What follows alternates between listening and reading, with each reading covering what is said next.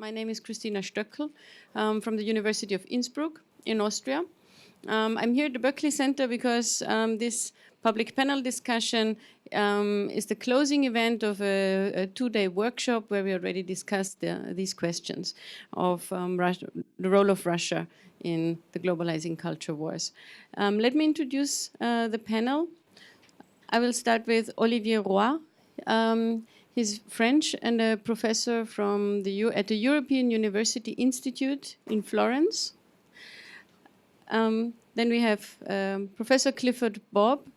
He's the chair in political science at Duquesne University. We also have James Davison Hunter. He's the Libros Levinson Professor of Religion, Culture and Social Theory and the director of the Institute for Advanced Studies in Culture at Virginia University. And we have Jose Casanova, who most of you probably know. He is the professor of sociology and theology and religious studies. He's also our host here and the co-convener at the Georgetown Berkley Center for Religion and World Affairs, where he's a senior fellow. Let us start with a question that I first want to ask you, Professor Hunter. In the title of this event, we have Russia in the globalizing culture wars. Culture wars, this is a term that you coined with your book back in 1991. Today, some observers say the conservatives in the US have lost the culture wars. Others see conservatives reasserting themselves. Just think about recent nominations at the Supreme Court. So my question to you is, what is your view?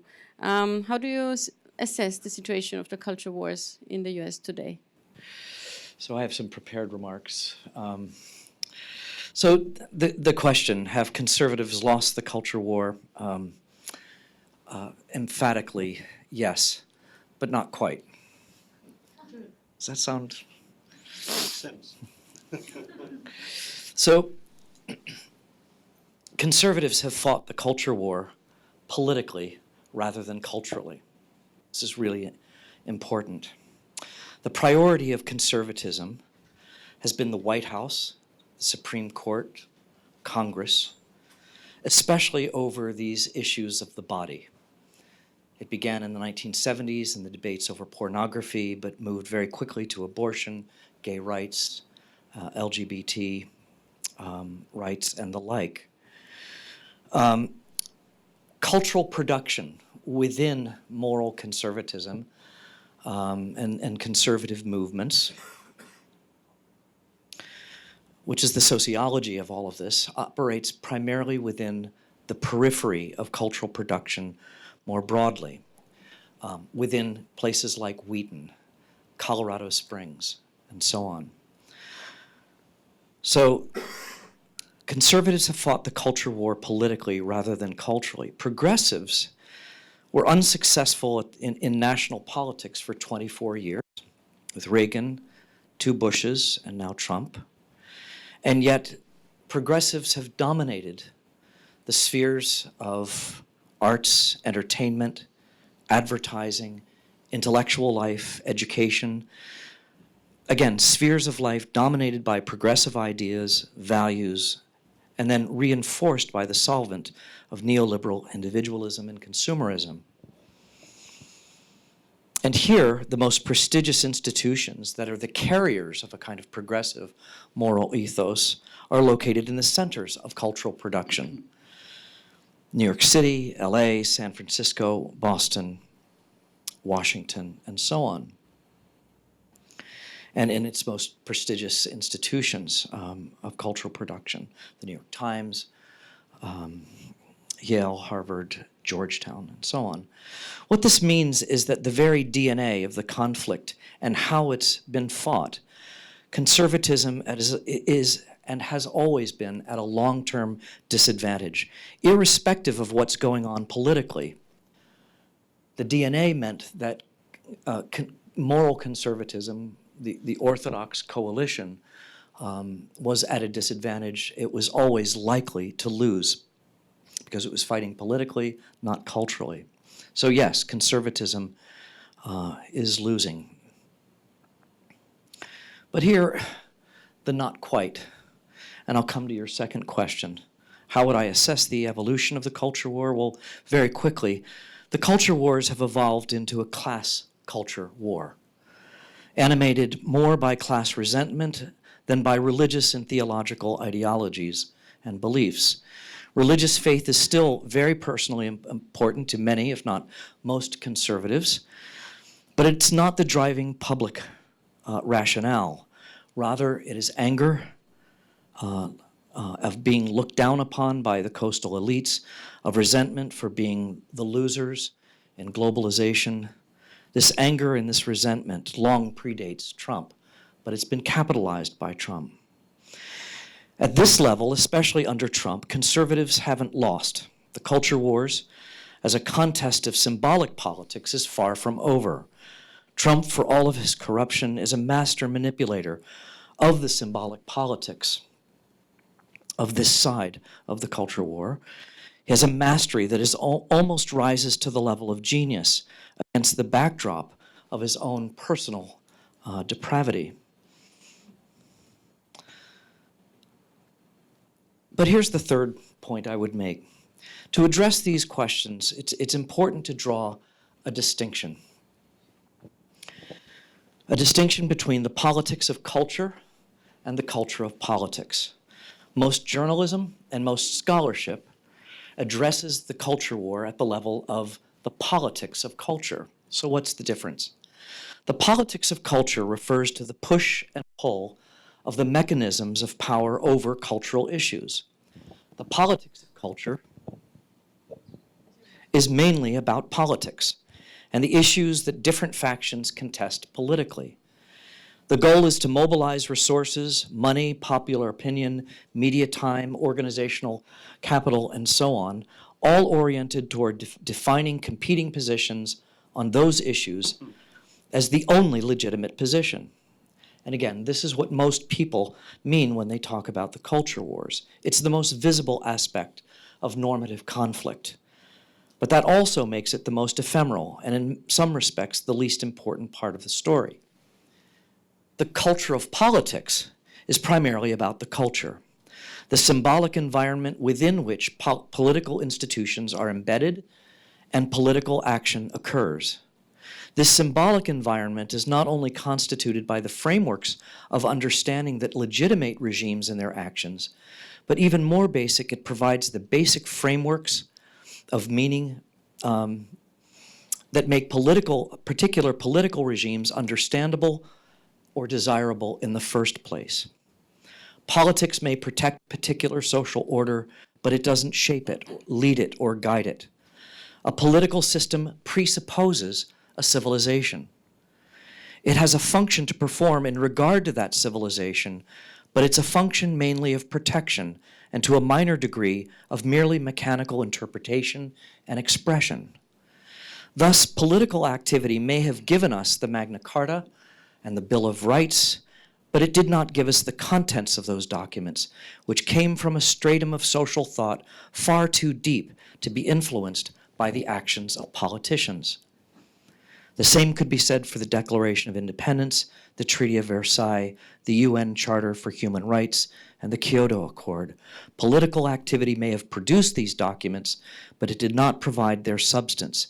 These too came from a framework of meaning, sensibility, and understanding more implicit than the explicit deliberations and decisions of the architects of those documents. Now, why do I draw this distinction? As I say, the culture war plays out at both levels, the politics of culture and the culture of politics. They relate to each other in the same way that the weather and the climate are related to each other. At the level of the culture of politics, we see that the culture war contributes to, and even more, intensifies a long-standing legitimation crisis within American democracy and in many respects, Western democracies more broadly. The issue here is power, and in particular, the legitimation of power within states and their regimes. In the culture war, what is legitimate for one side is illegitimate for the other, and vice versa, and back and forth it goes. In America, this leads to the inability of government to accomplish much of anything. and again, a reinforcement of the legitimation crisis.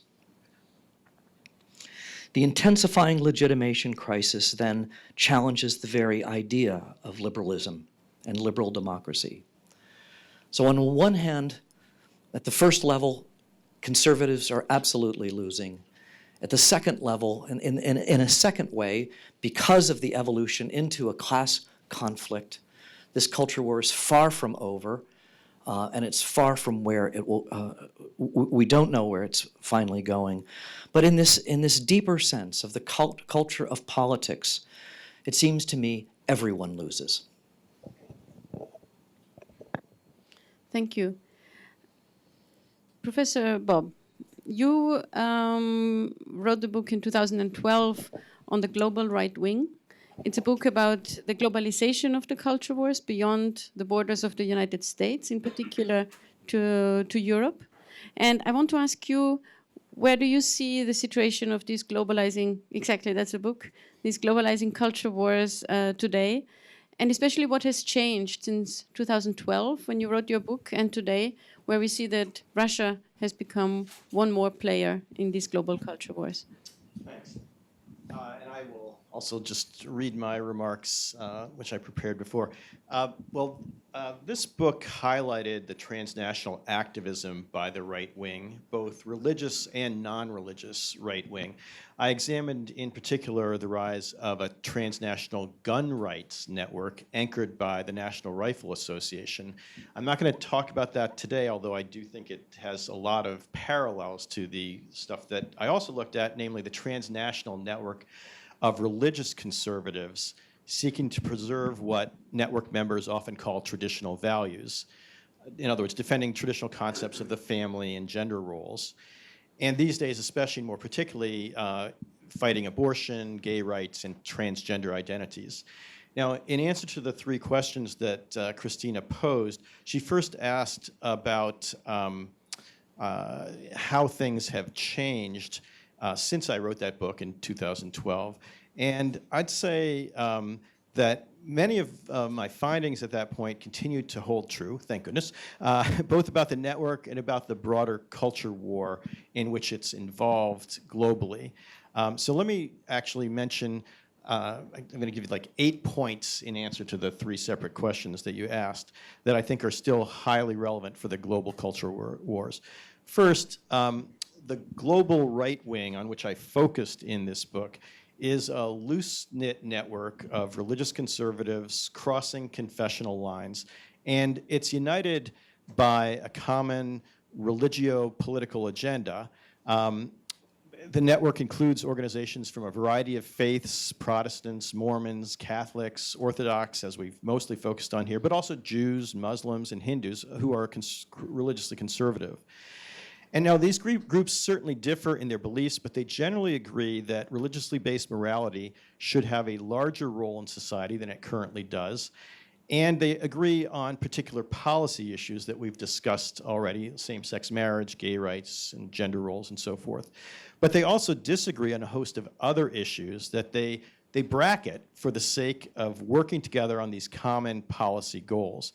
In other words, it's a tactical alliance or an alliance of convenience.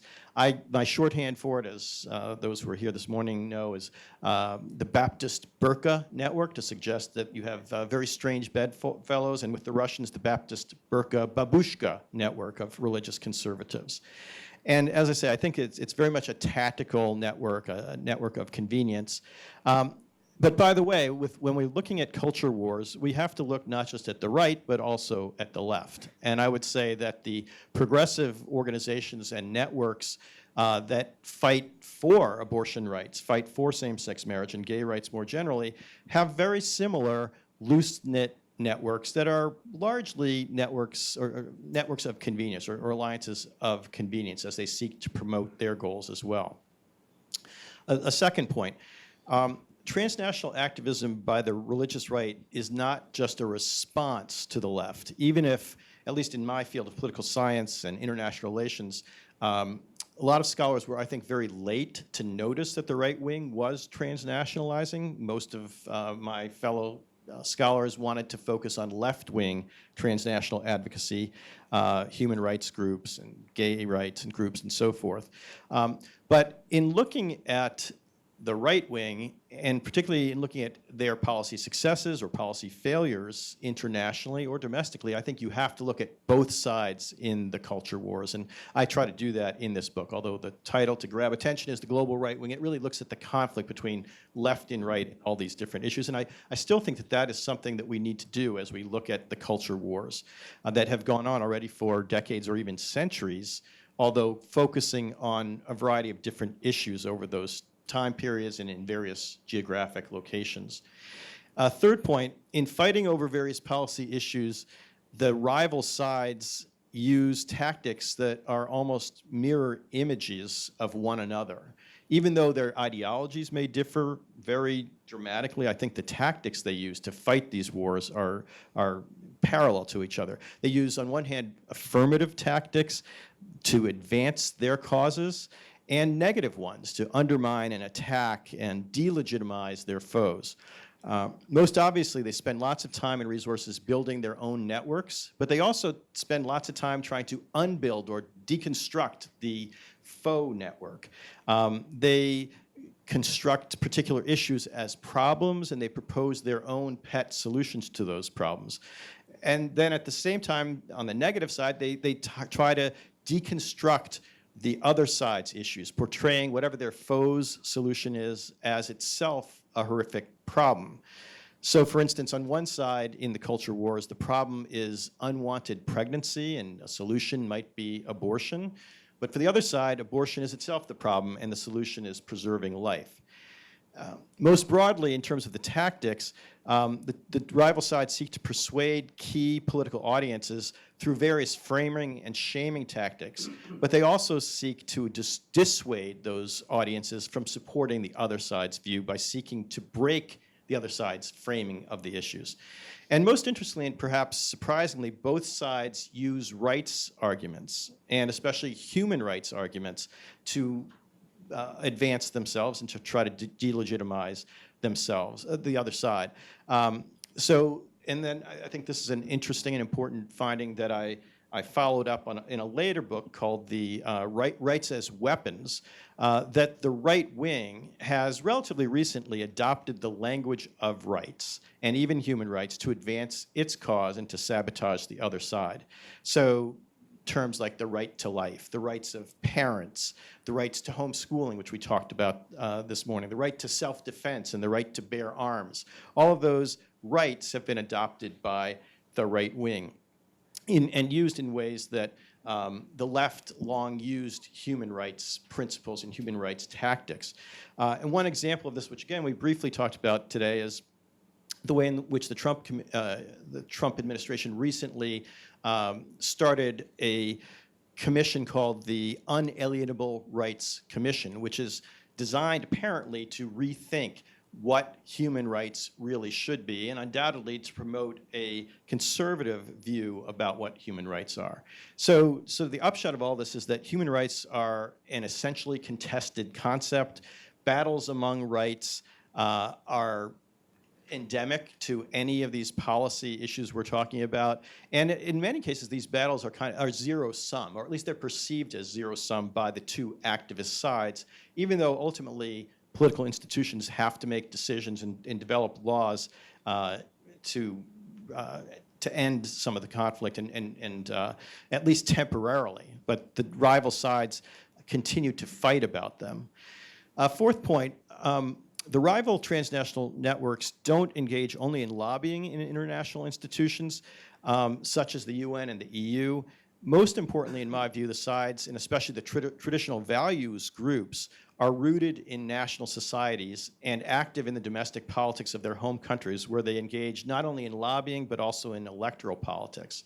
And this is most obvious, perhaps, in the US case, which of course I know best, but I think it's also true in European countries as well. And I think it's maybe obvious, but a lot of international relations scholars at least had overlooked this. The surest way to influence international institutions on any number of culture war issues is to influence domestic politics first in your home country, including through electoral politics and getting your own politician into a position of power. One example of this, I think, is interesting, and that is the Mexico City policy, which bans U.S. support of international family planning and abortion. Every time we see a change from a Democratic to a Republican administration in the United States, the very first day in office of the new president, that policy changes. So this international policy is very much hinging on what the two sides can do with their own electoral politics domestically. Your second question, Christina, was whether the culture wars are still spreading or globalizing, which I guess could mean whether they're spreading geographically or they're intensifying. And overall, I would say yes, as liberalizing tendencies begin to appear in increasing numbers of traditional societies, and as efforts to achieve culture war goals at home seem to intensify. But I'd add a few caveats. The fifth point I wanted to make is that I don't see a widening or intensifying of culture war issues as simply an American-inspired implant into other countries. I think instead that culture wars arise often indigenously in countries around the world. And to the extent that traditional cultures in various countries are threatened by the diffusion through mass media, internet, and travel of various non-traditional values or liberal values, however you want to call it, to the extent that happens, indigenous traditional groups will reach out to the U.S. and U.S. groups who have maybe more experience, certainly more resources in most cases, and they'll get aid and support, but I don't view this as an export or an implantation of culture wars overseas. As a sixth point, and relatedly, I'd say that there's a lot of mutual aid between the periphery, if you will, in which culture war issues have newly arisen, and the US or Western Europe, in which maybe they've been around for a bit longer. The interactions between these groups are very much mutual. You get aid going both ways, even though we tend to think it's much more of a one-way street. And I can give some examples of that in question and answer. Now quickly, for Christina's third question about what's new with the focus on Russia, I'd make a seventh point, and that's, to me, the most important change since 2012 when I wrote the book, is the rise of populist and nationalist governments in many countries worldwide. In some cases, I'd say this has been, at least in part, because of the role of cultural conservatives in supporting electoral candidates who supported their positions. So Trump's victory in the United States, I think, owes quite a bit to social conservative support he got here. But whatever the source, nationalist governments are far more prominent now than when I wrote my book. So what are the implications? I'd say the rise of nationalist governments has generally helped the cause of the traditional values network, at least in societies where nationalism goes hand in hand with social conservatism, like I'd say the United States, at least under Trump. Probably you could say the same for Brazil under Bolsonaro, India under Modi. A number of prominent conservative politicians have taken on at least some of the core issues of these activist agendas, at least in certain of these countries. But it's not a simple adoption process among all nationalist politicians.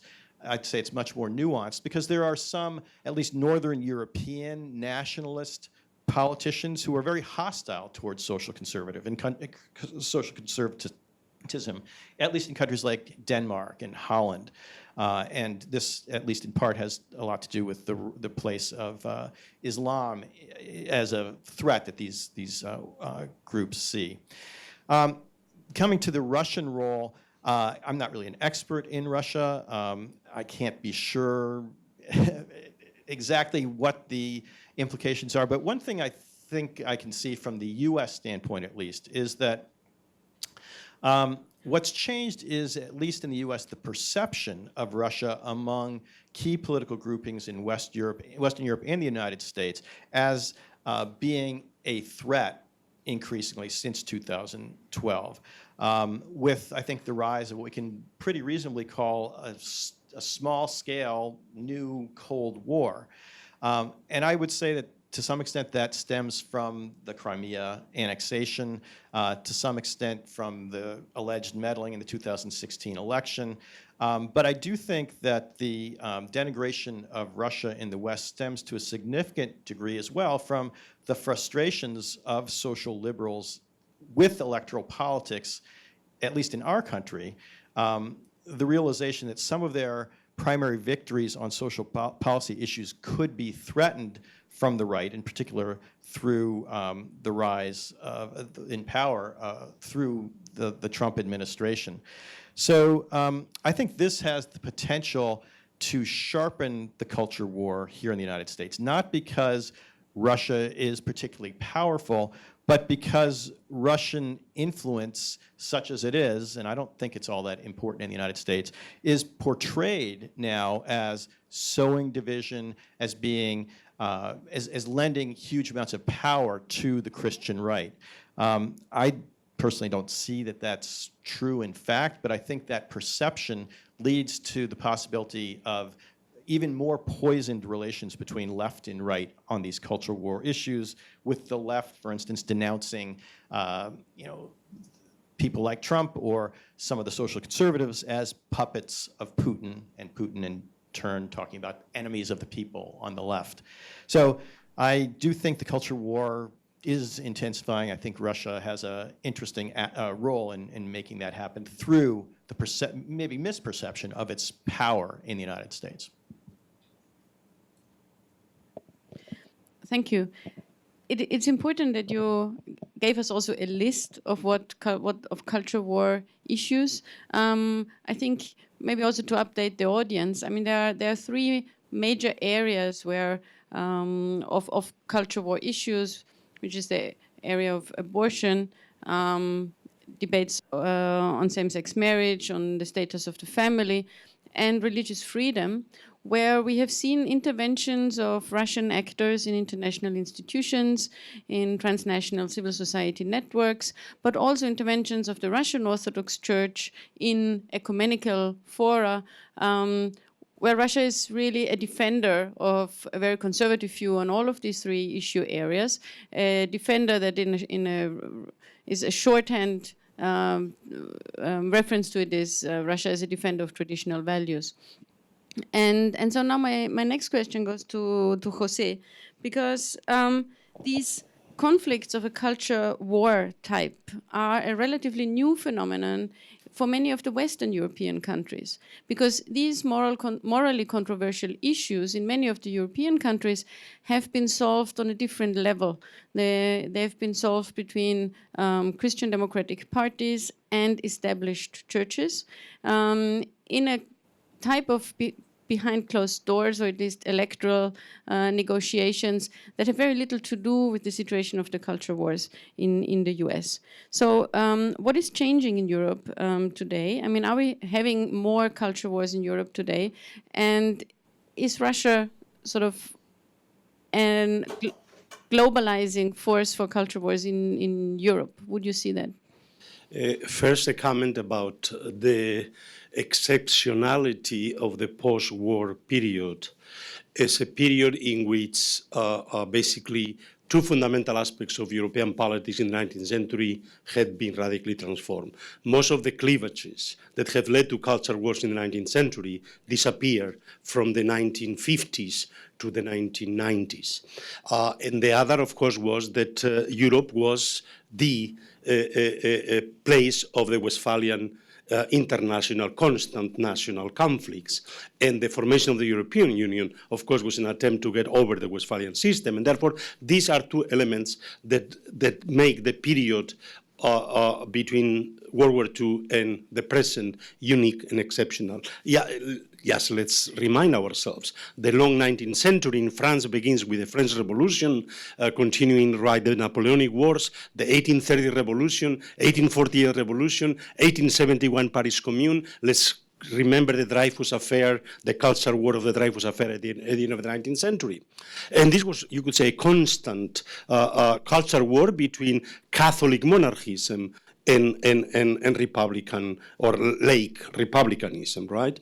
I come from Spain. We had three real civil wars in the 1830s, in the 1870s, and the 1930s. So let's not forget that all of European history in the 19th century was, you could say, almost a constant civil war. I mean, a permanent.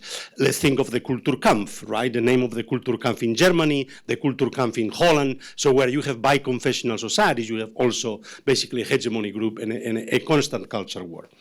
So what happened? Well, what happened was that the European Union, the end of the religious secular cleavage, because of the rapid secularization of European societies, and because what had been the Catholic Church, that had been the main anti-secular agent, anti-liberal agents, through the aggiornamento now accepts the secular age. So the religious secular cleavage comes to an end. Second, the conflict between the class war, with the new social democratic parties, the welfare state is supported by both, by the Christian democratic parties and by the social democratic parties everywhere. And finally, the reconciliation of Catholics and Protestants in Christian democratic parties. Is this that makes possible the formation of the European Union as a transnational, to put an end to all the national wars? Let's remember that France and Germany had been at war for 70 years, at war or preparing for war, from the Franco-Prussian War through World War I, World War II. So this is a radical transformation. So what has happened now?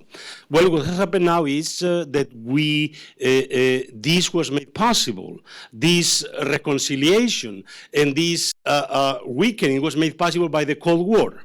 The Cold War that allow Europe to transform and to overcome its problems of sovereignty and conflicts, because it was under a larger system of supported, protected by the United States, and of course in conflict with the Soviet Union. So now what you have is the post-Soviet period. On the one hand, is a tremendous triumph of the European model.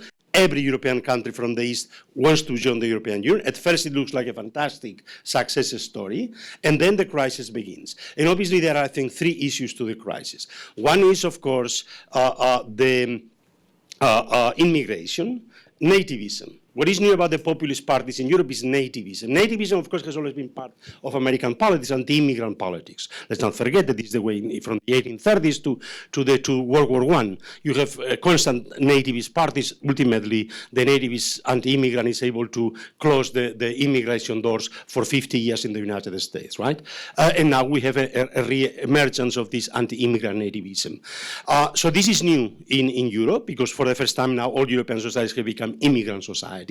And you have a nativism which is not based per se on nationalism, because nationalism is always nationalism against other nations, but against we are the native Europeans, and the others are not native Europeans. And who are we Europeans? We are either Christian or secular. So, and therefore those immigrants who are neither Christian nor secular are not fully European. And it's this coalition of Christian tradition and secularism. I mean, if you look at the Alternative für Deutschland, it's a combination again of very conservative Christian identitarian, and of course a very radical also secular German identity. So this is an element. The second one is, of course, the revolution, the gender revolution. The gender revolution has been a fundamental transformation. It's the most radical revolution and most rapid in human history, to put an end to 3 millennia, let's say, of history as we know it, of patriarchy, and to come to the notion of gender equality. And now a gender equality which expanded now because the principle of gender becomes. So this is a radical revolution in human history. So it's not surprising that it creates a fundamental moral conflict. But European societies had fantastically incorporated the gender revolution. They have accepted the egalitarian principle more than any other part in the world. So it's not that this now you have a kind of backlash, but you had small minorities that had accepted being minorities, and now in combination with this populist revival are able to somehow reassert. Let's look at the French Catholic minority. They had accepted the fact they are a minority. They were not very active politically, but they've been mobilized. Probably the most radical anti-LGBT and anti-same-sex marriage in all of Europe has been the French Catholic right. So again, you have here a situation in which it's not because they were there all the time, but the context has allowed them to reassert themselves. And of course, here's where Russia comes in. Russia comes in as part of the crisis of the European Union. So what makes makes all this possible, because populism is, of course, also directed against the European Union, it is precisely a reassertion of reclaiming sovereignty, national sovereignty, against sovereignty that we lost to Brussels. And this is linked to the kind of class wars, the new knowledge class, those groups that feel that they were left behind by the transformation, anti-globalist. So you have a fusion of populism of the left that was always a little anti-European Union, anti-capitalist and pro-Soviet. And now you have the populism of the right that precisely in the name of a Christian Europe, an argument which is made not by religious Europeans, but precisely by cultural Christians, but they now see Russia as the defenders of traditional values against secular Europe. And here is where the crisis of the European Union is crucial, in the sense that it is not only a crisis produced from Russian interference, but already begun internally. Let's look at the economic crisis. This is the moment, it is the economic crisis, the financial crisis, that for the first time makes bare that there is no solidarity in Europe, that there is no notion of Europe as such, that the whole transnational model was based either on Christian democracy. The original project of the European Union was Christian democracy. Later it's taken over by social democracy, but both are gone. Neither Christian democracy nor social democracy can sustain anymore the European Union, and there is no other movement in Europe, there is no other ideology, there is no other principle. Who are we Europeans? And so under those contexts, then you have the real crisis. And so you have that first, for the first time, the populist parties, Nordic parties. Let's look in Finland, Denmark, Holland, populist parties that had been developed against Muslims, against Islam, now turn against the Southern Europeans. We are the hard-working Europeans, so the Protestant ethic all over again now, right? We are the Protestants, and these profligate the pigs. Portugal, Ireland, Greece, Spain, they basically are the problem. So you have here a fundamental breakdown of European solidarity that has not recovered. After the European crisis, no single socialist party was able to keep power, and no socialist party in the opposition was able to gain power. It shows social democracy as a model is gone. The socialist parties had become simply the carriers of identity politics. Let's look at Spanish socialism, right? They are the ones that have promoted more than any other precisely identity rights, gender rights, etc. So Spain is at the forefront of all these rights. And so you have a fundamental situation, and then you have here the Russian basically trying to come back to bring back the Westphalian system. Helsinki Agreement, that was accepted by the Soviet Union precisely because it protected them from their borders, and they accepted no change of borders by force, and they accepted in the discourse of human rights. Basically, Putin said, no, it's the end of it. I annexed Crimea, I begin war at the Donbass, and suddenly I'm interested in going back to the old Westphalian system, and let's start once again conflict among European nations. So there is a fundamental crisis of the idea of Europe and where to go, and so this is the context within which, although this populism would not have been perhaps as strong without the European crisis. The same goes for the culture war. This combination of issues has made it into an explosive new situation.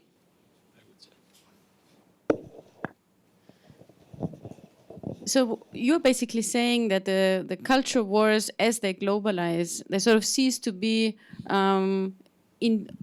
about controversially moral issues, and they really become conflicts over sovereignty and over legitimacy of political orders. I think that's an important point in a way to bear in mind as we proceed with the debate. And now I'd like to turn to Professor Roy. You've studied for many years questions on secularism and Islam. Your latest book is about Europe. The title is Europe Still Christian? Now, the greater conflictuality of religion in Europe today is often explained as a result of immigration from predominantly Muslim countries. That's also the point of Jose. And I'm asking you whether you would agree with that. So is the heightened politicization of religion a reaction to Islam? Or is it maybe a result of the globalizing culture wars over moral issues? Or is it actually a combination of the two, as Jose just suggested? Yeah, it's more a combination. But you have the local factors in Europe and then the global situation. I'm speaking here about Western Europe. The culture war started in July '68 with the encyclical letter of Pope Paul VI rejecting all the norms and values coming from the sexual revolution of the 60s. So it was a blunt rejection of everything which was new about the body. But the big difference with the USA is that the church was alone, in that the Catholic Church. The Protestants, most of them accepted, or I would say baptized the sexual revolution.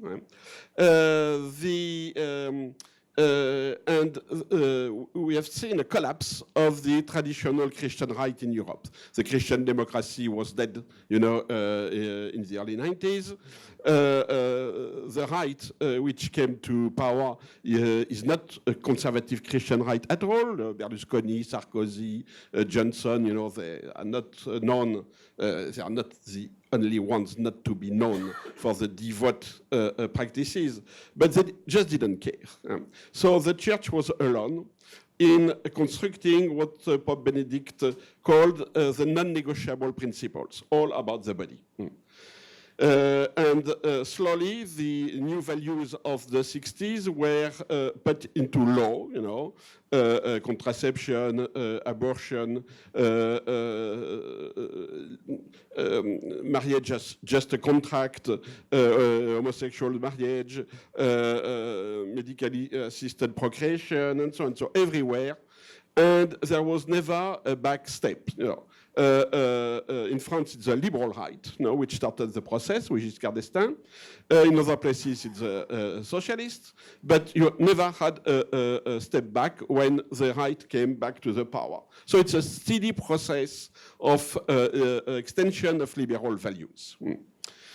The church was alone until the issue of Islam. So in the 90s, when it was obvious that Islam is no more just a matter of immigration, but there is now a Muslim population settled in Europe, what to do with Islam. So the debate usually around, around the issue of compatibility. Is Islam compatible with? And then you can put democracy, feminism, what you want. But the two main categories used were, first, is Islam compatible with the European values? And in this case, it's clear that these values are the liberal European values. Feminism, gay rights, freedom of expression, and so and so. The second kind of principle which was opposed to the Muslims, the Christian identity of Europe. But the problem is, what does it mean, Christian identity? The popes were very clear. There is no Christian identity without Christian values. No. So you cannot fight for a Christian identity of Europe if you don't go back to the values of the church. And the values of the church are, of course, the non-negotiable principles, but it's also love your neighbor, don't let migrants die in the sea, and so on. So it's a complex set of values.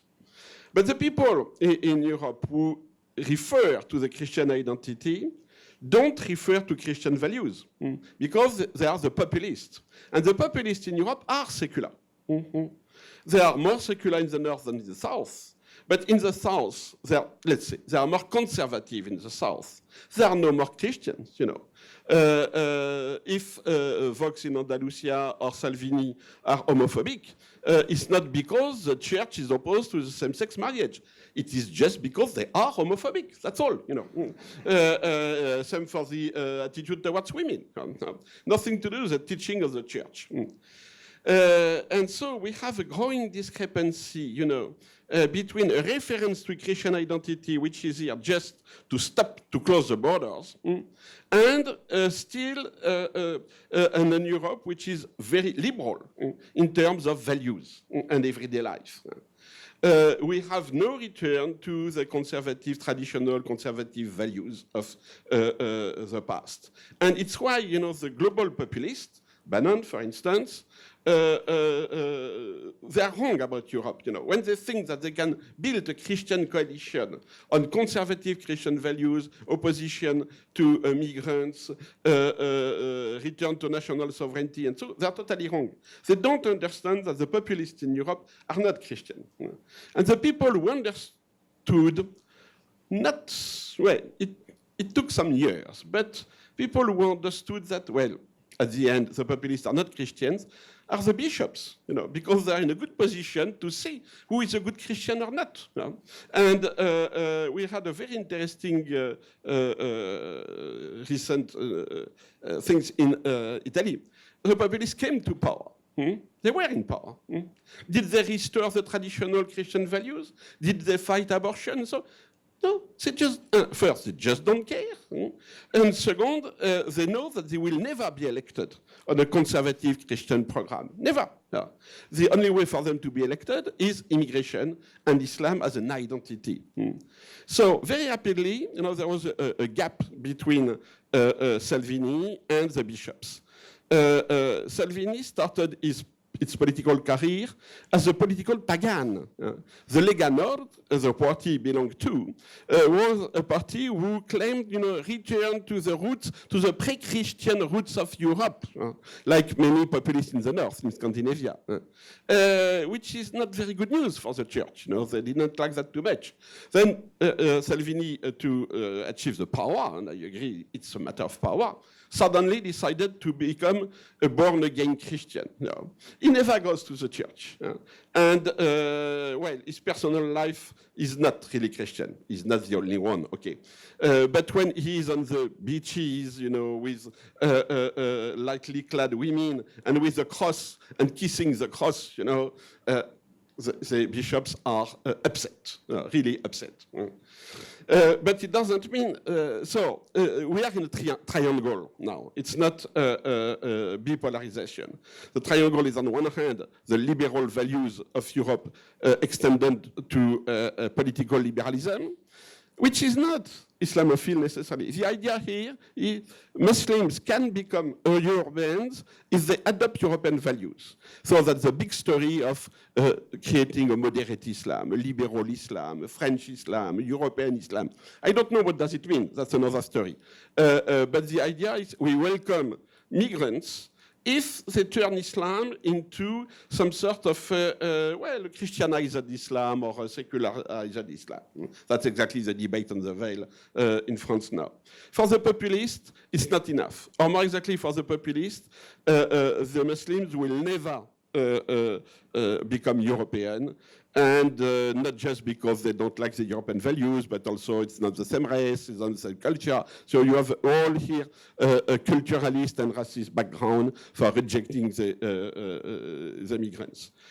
And for the church says Europe is no more Christian. Europe has turned pagan, not because of the Muslims, but because of the Europeans who are no more going to church. So the church now is on a missionary, I would say, road.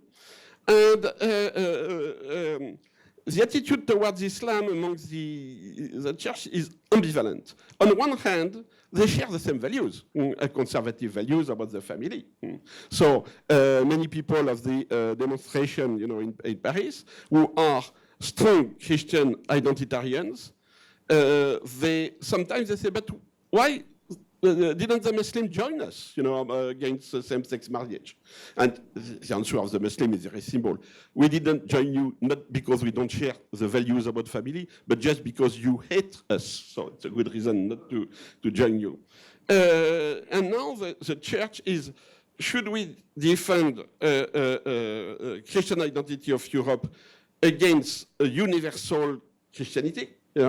If a migrant is Christian, a black Christian, for us, what we do, what does it mean to defend the Christian identity of Europe? Normally, we should accept him as a Christian. And what to do with a Muslim?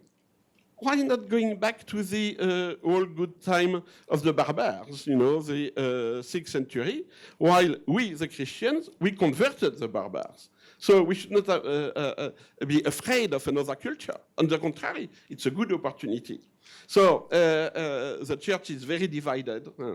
There is a gap between the bishops and the ordinary Christians, I can say that. The hardline Christians are not clerical people. They are lay people who are politicized along this idea that we should go back to the traditional values and so on. So it's a complex landscape.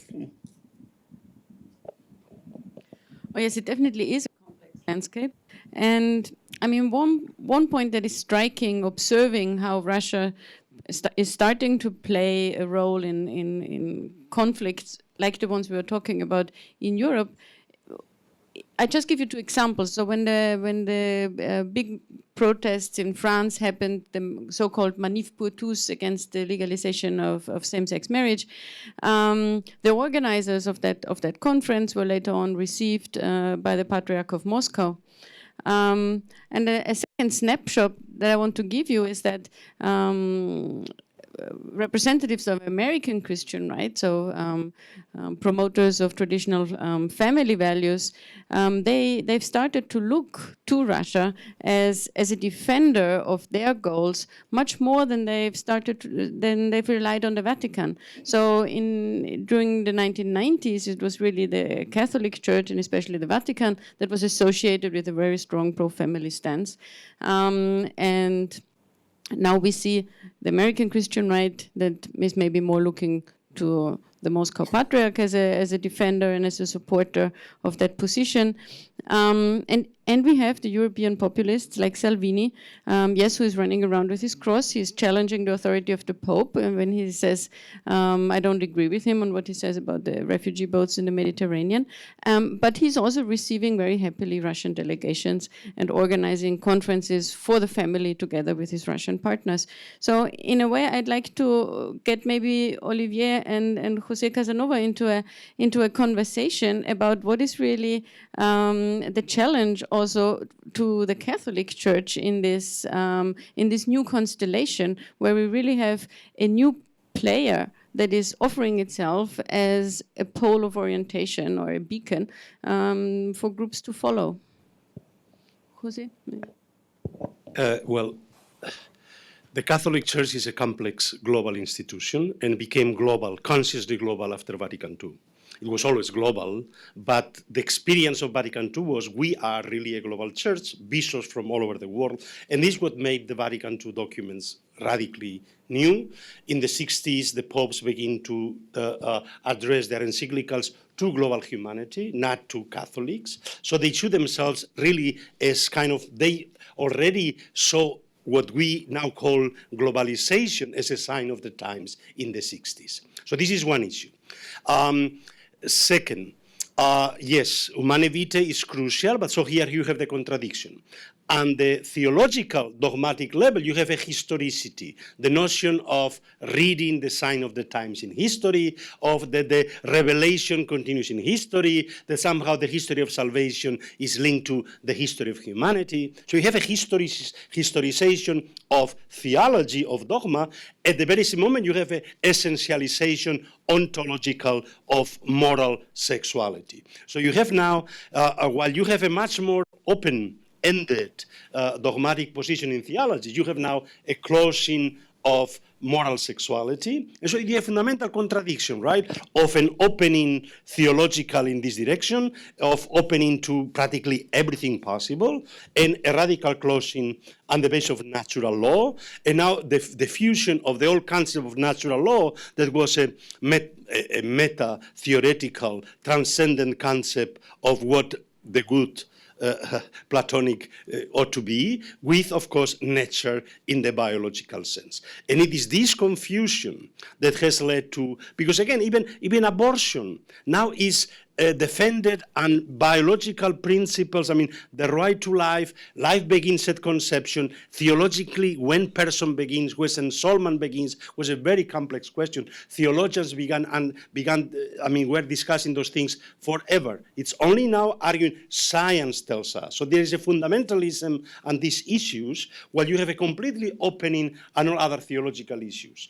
At a moment, and this is where now the church has retreated, then comes, of course, the crisis of the sexual abuse.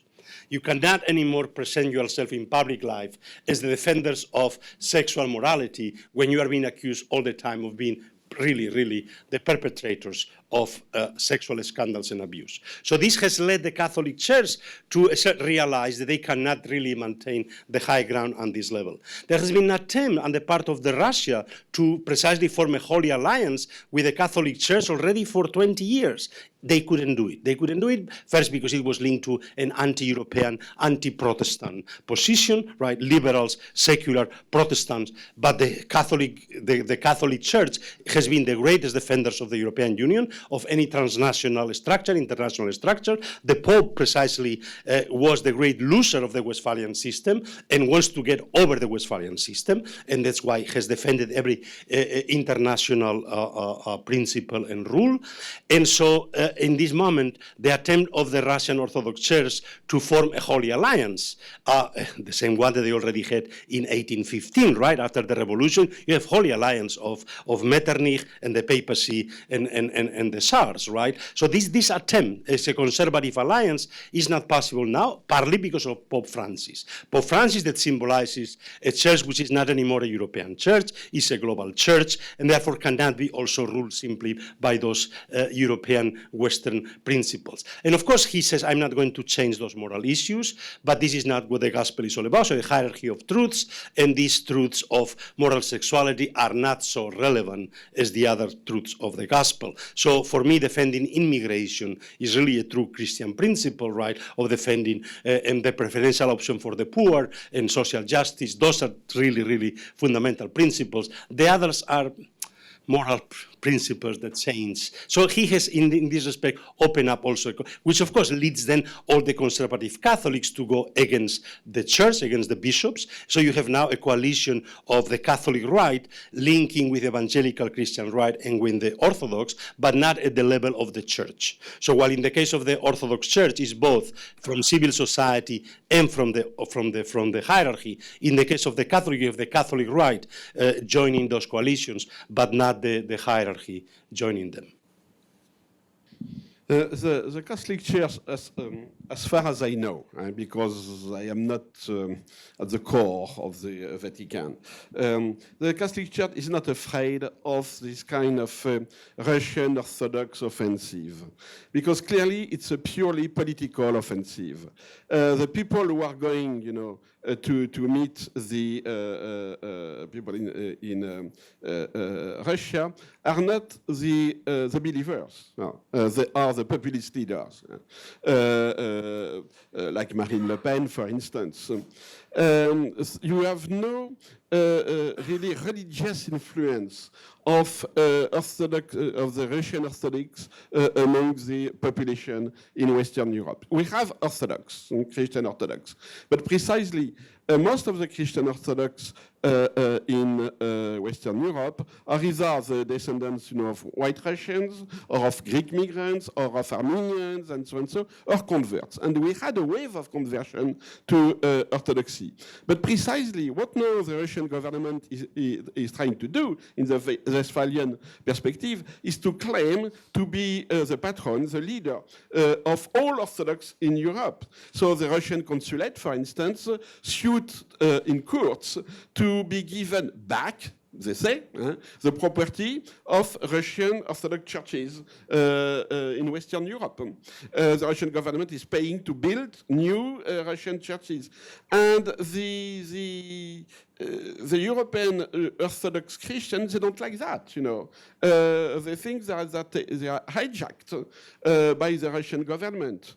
So they try to have the relations with the Patriarchate of Constantinople and to have better relationship with the Catholic Church, in a sense to be, I would say, in a sense, protected against this foreign coup d'etat inside the Orthodox in Europe. So the Russian policy has nothing to do with playing on the spirituality, Christian spirituality, to make new converts to state orthodoxy.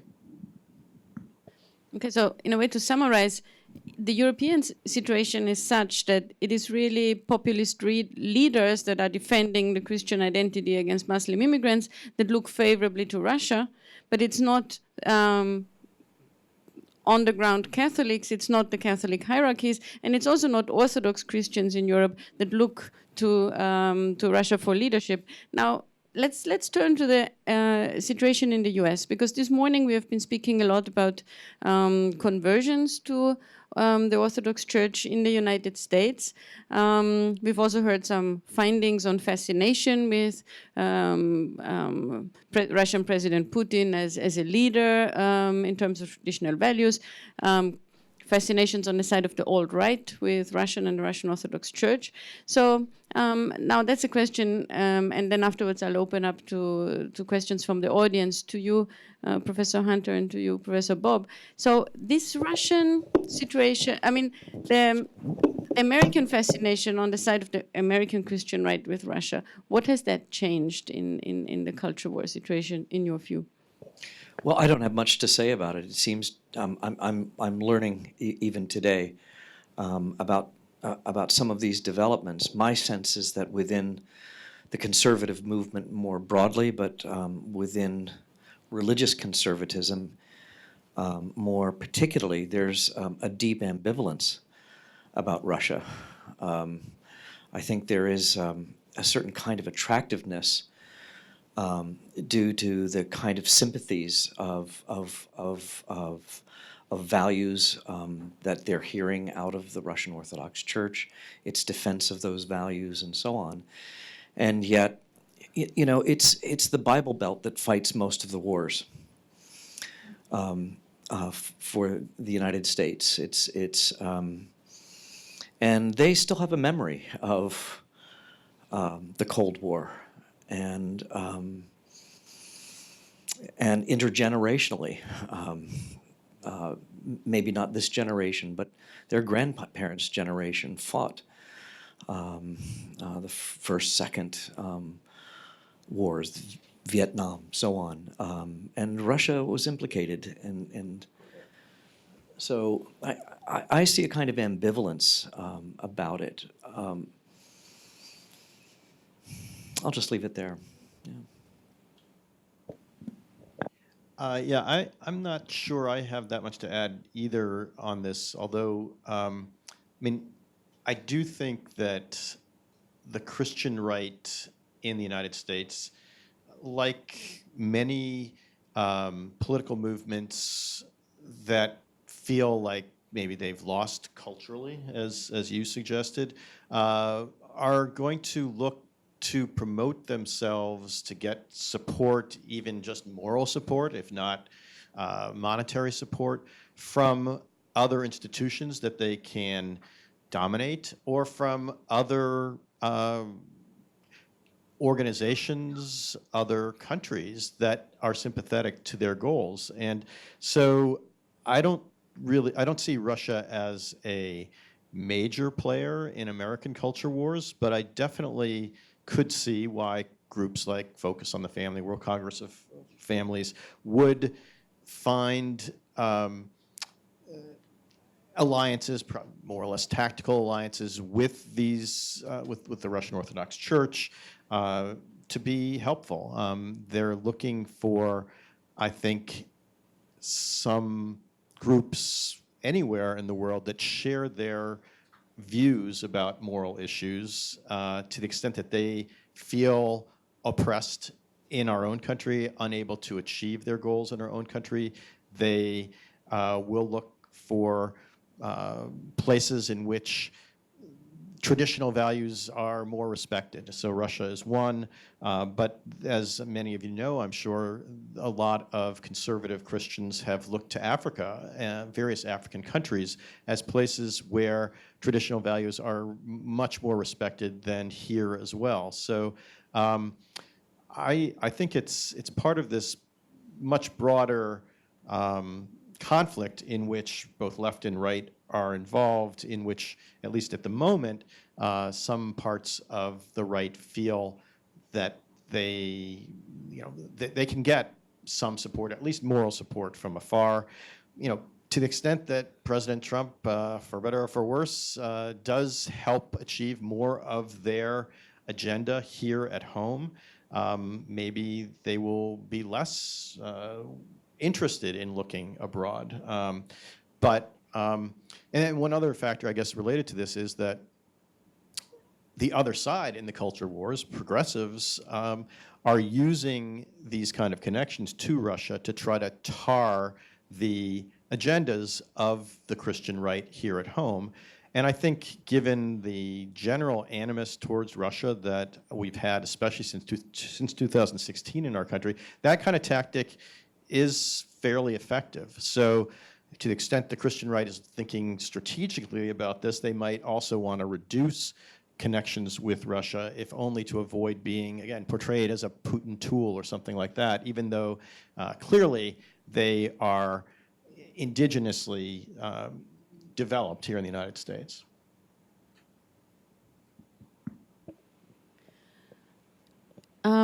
So before I open up to the audience, do you on the podium want to react to each other, or are you ready for questions? So at this point, we are ready for questions. Okay.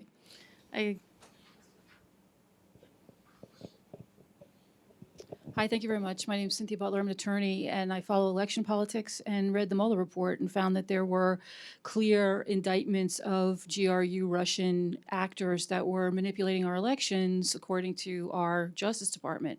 And my question is, were you able to ascertain any, this particularly to the Duquesne professor here I'm looking at, were you able to ascertain any motivation or connection between these religious organizations, these operators, in connection with the GRU or any of the Orthodox players that had connections with the GRU? In other words, did they invite it? Well, I certainly didn't. I don't have any more information than the Mueller report has there. I think that might have come out if there was anything like that there. I would think there were not invitations like you're suggesting. I would think that people in Russia, whether it's the intelligence agencies or just private individual Russians or Russian Orthodox Church related organizations, understand some of the tropes of the culture wars here in the United States, so they could potentially put out some of these Facebook posts or tweets that could potentially influence people in the United States who are sympathetic to social conservatism. My own view of the Mueller report is that it was very much a dud in terms of whether there was any influence whatsoever on the election. Clearly, there were a small number of Facebook posts and tweets and so forth, tiny in relationship to the total amount of media, internet activity about the election. The amount of money spent was tiny compared to the millions spent by the campaigns. The influence of unknown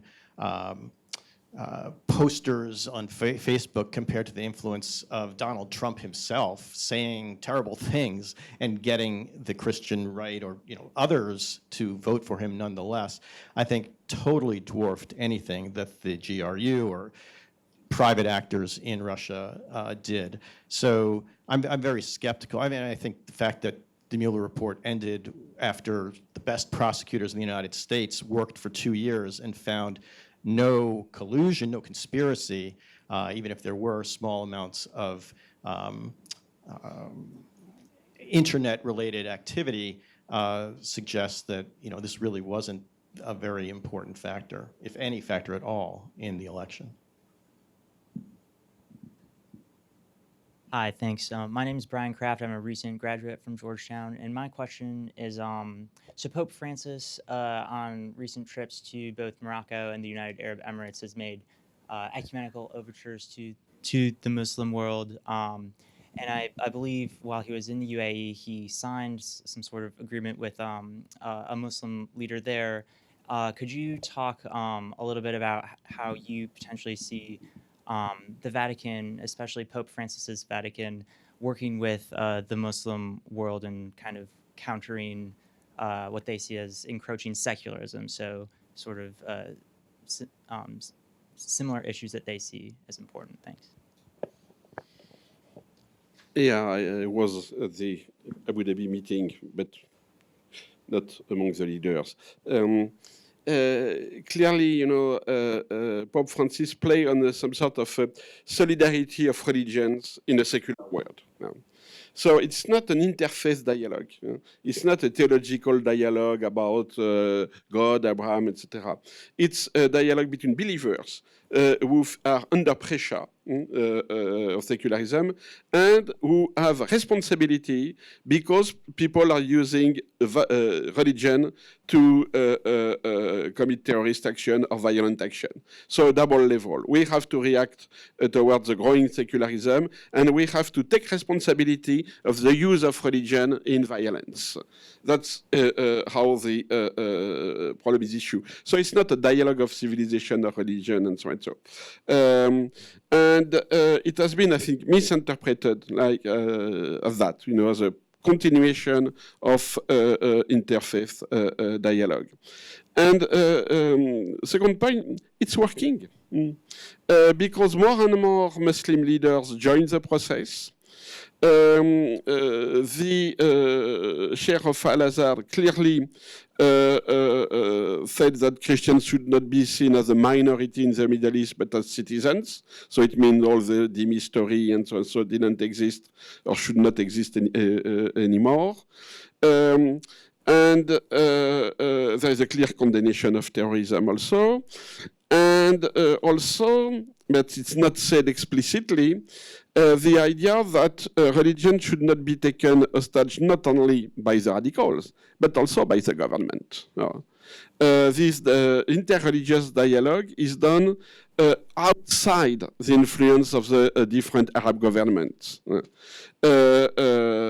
General Marshal Sisi is not happy about saying the Sheriff Al-Azhar speaking directly with the Pope. And of course, the Emirates are playing a role, but the Emirates are not a big player on the geostrategical scene. So you have this endeavor, to disconnect religion from the state's influence and to have this dialogue, encounter, as it is said.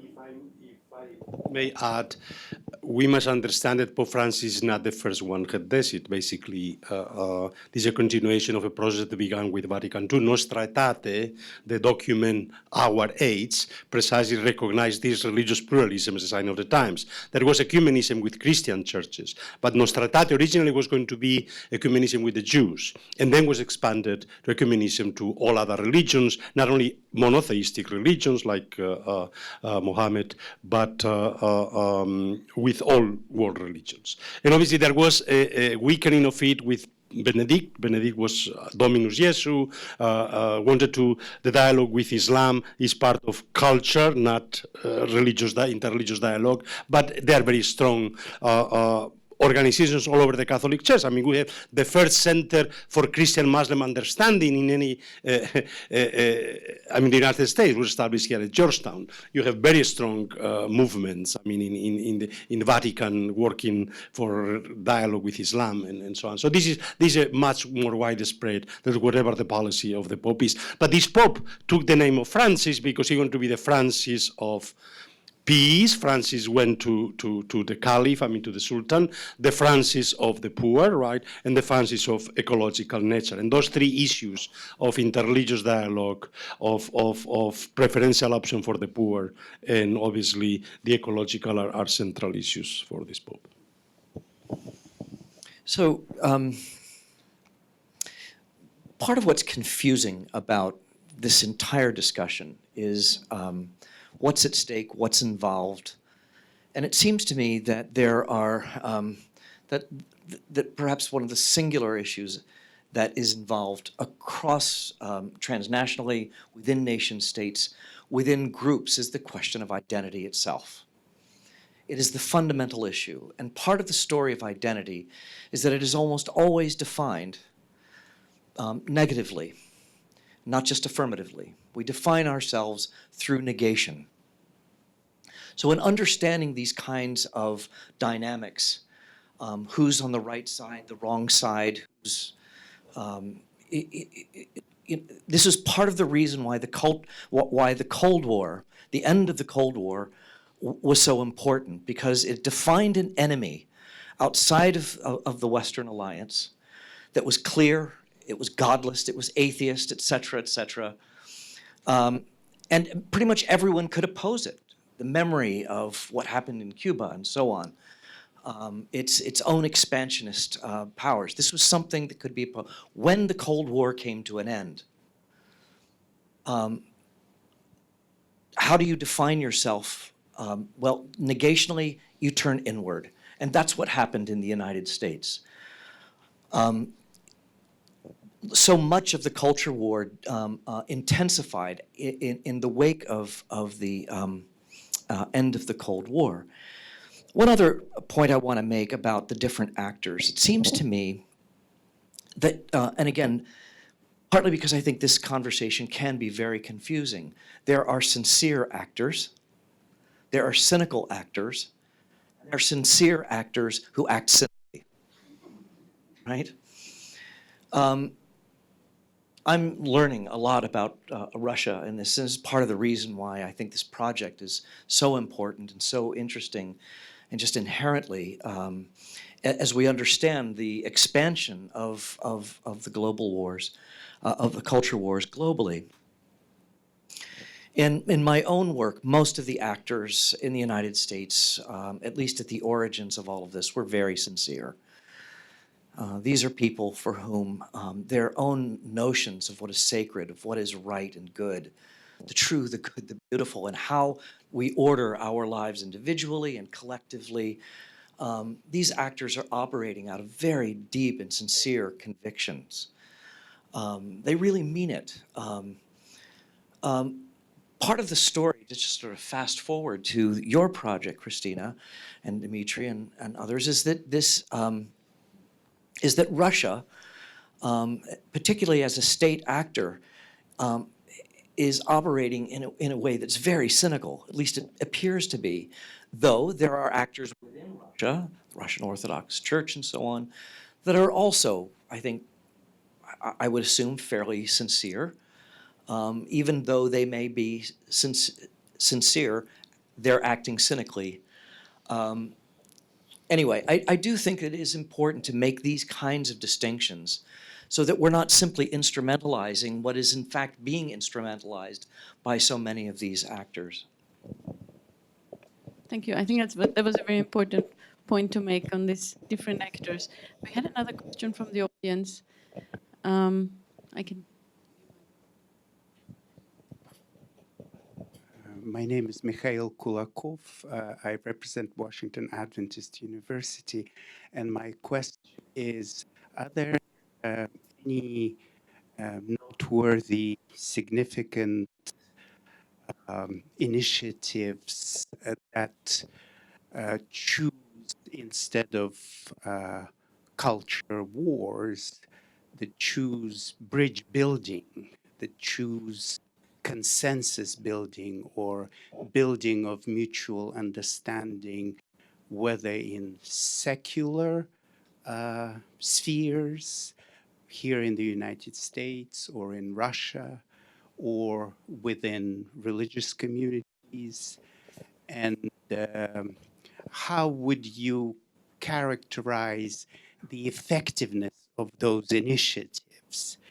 And also, how would you evaluate the value of the initiative that was known as a Chautauqua Conference, people diplomacy, and are there other factors, local, national, as well as global factors, that positively contribute to mitigation of culture wars and stimulate rather the development of mutual understanding, build bridges, and increase a desire for consensus building? I'll say a few things and pass the mic. I think just as a matter of theoretical principle, I would argue that where there is culture, there is conflict. So let's not pretend that there is this, we can speak historically and sociologically and politically about the current culture war, but culture by its very definition is contested. Culture is also by its very nature normative, and that's part of the reason why it is contested and why it's always linked to issues of identity and authority and so on. The question is, how deep do these conflicts go? And as people like Alistair McIntyre have argued, and I think that the work of the panelists up here, certainly my own empirical work, shows that these conflicts go all the way down. They go down to some of the fundamental issues of how we know, not just what is the good, the true, and the beautiful, but also how do we apprehend these things? How do we know these things? So issues of what is real, what is knowledge, what are worthy moral ends? These are really fundamental issues that right now don't seem to find much middle ground here. I think if one other thing I would say about this, and I think particularly in a town like Washington, D.C., you see the tribal nature of culture. And so any bridge building efforts you're simply won't work. If you are viewed as a moderate, then you're either viewed as a traitor or you're viewed as weak, you're just not relevant. I have seen a number of these initiatives since I first published Culture Wars in 1991, and almost all of them have failed. Where they don't fail tends to be in smaller localities, very particular communities over particular issues. So here there's, I think, a very significant difference between local politics or cultural politics and the national politics. The national political environment is driven much more by a kind of heightened, deeply fraught symbolic politics that simply will brook no compromise, that takes no prisoners. In local environments where real problems need to be solved and can be solved, I think that there is the possibility of some bridge building. I would just add, I agree with everything that James just said. I guess a question maybe sort of implicit in what you ask is whether this then creates a huge danger for our society. And I mean, as he just said, culture, implicit in culture is conflict. I would say the same thing is true of democracy. Implicit in democracy is a diversity of views. In a country of 300+ million people, you're going to have a huge diversity of views. I think we are fortunate, at least, despite the huge conflict that goes on in our country, and especially in the national institutions, and of course we're witnessing the worst of it right now. But we're fortunate that we have institutions that have survived the test of time and even violent conflict.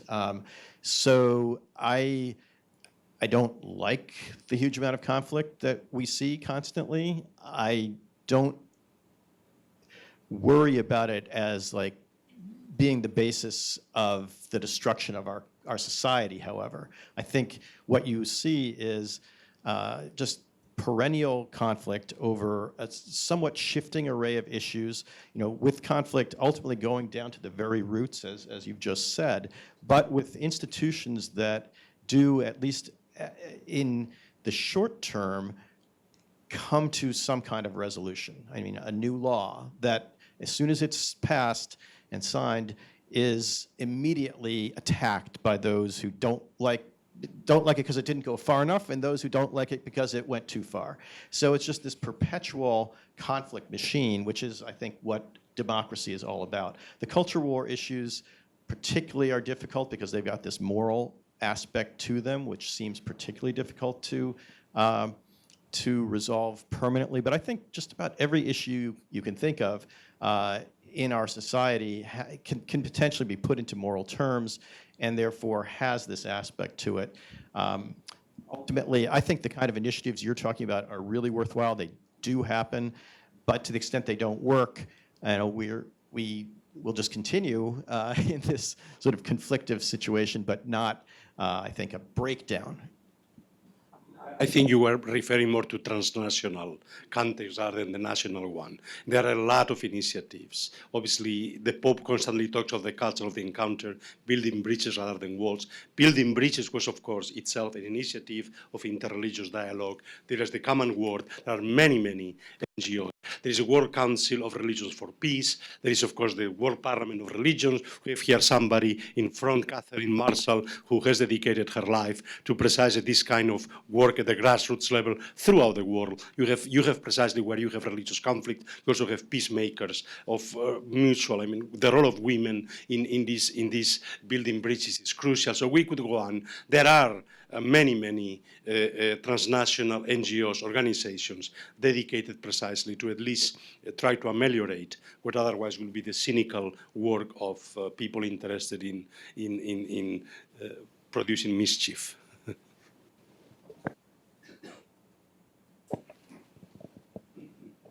Hello, my name is Ana Aguilar. I am, as a student, as a college student that recently got here from Mexico a year ago, this cultural war concept and conflict is like new for me, not because of like the words, mostly about the culture that now I live in. And it's been really interesting because in Mexico, we have a saying that we are so far away from God, but so close to the United States. And so we're always expecting what is going on with the United States. It's really interesting for me now that I'm here. Getting the culture or like this culture war, like being part of it, and more like in the way, like here being in Washington, D.C. My question here is, what is the role, like I really like the idea of identity, but what is the role or diversity in the identity game? Because even though you choose a side, how do you accept the identity of United States? Because the U.S. right now has an identity of being diverse, but at the same time, it's right now pushing away or rejecting some ideas and stuff, like new stuff. So, and like watching right now, like the Brexit situation,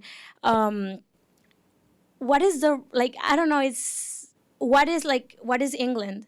And at the same time they were like winning, and they the empire and different stuff. So now United States, is it far away from that, or what is the role that is playing in that game?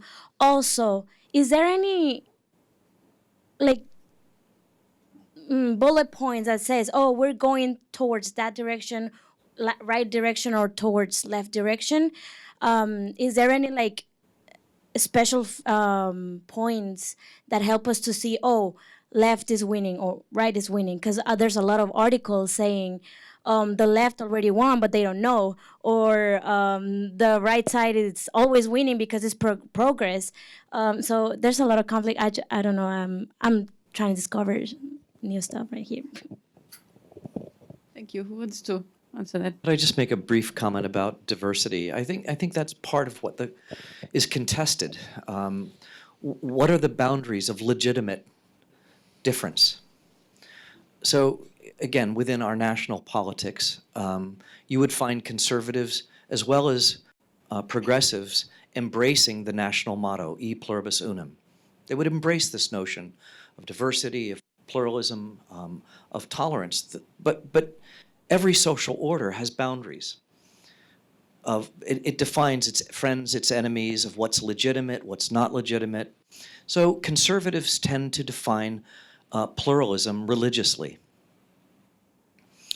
And so there is a diversity of Catholics, of Protestants, of Jews, and over a period of 2 centuries, and it wasn't always that way, but by mid-20th century, by the third quarter of the 20th century, essentially people had come to terms with this notion of religious diversity. At the time of the founding, diversity was about different denominations, all Protestant. So I think that part of the contest of the culture war itself is over what constitutes legitimate diversity, tolerable diversity. So it's contested ground. Well, this really also ties back to the question of sovereignty, because I think one reason why we speak about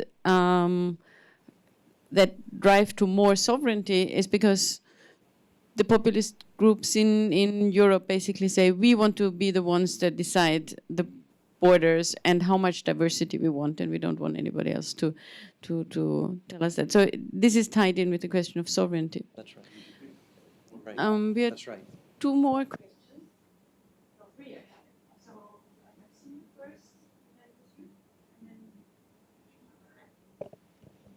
Thank you. Brandon Vaidyanathan, sociologist at Catholic University. I have a question that actually follows up on that and what you all just said.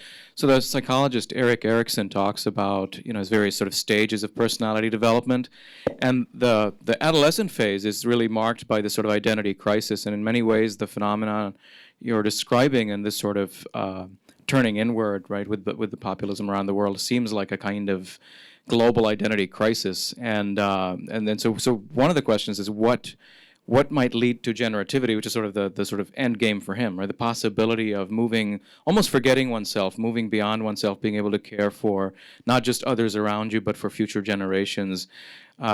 Historically, I think it seems like we've sort of taken a step back in from that direction, and I guess there may be analogs to identity crises at the individual level where for some reason people have to shut down for a while, and that's what I think some conservative groups are arguing. That I think of people like Rod Dreher who say that you need to sort of have this Benedict option and retreat to sort of remember who you are. And it seems like what's going on in places like Hungary is a little bit like that. Where they say, okay, we need to recollect, shut down for a while.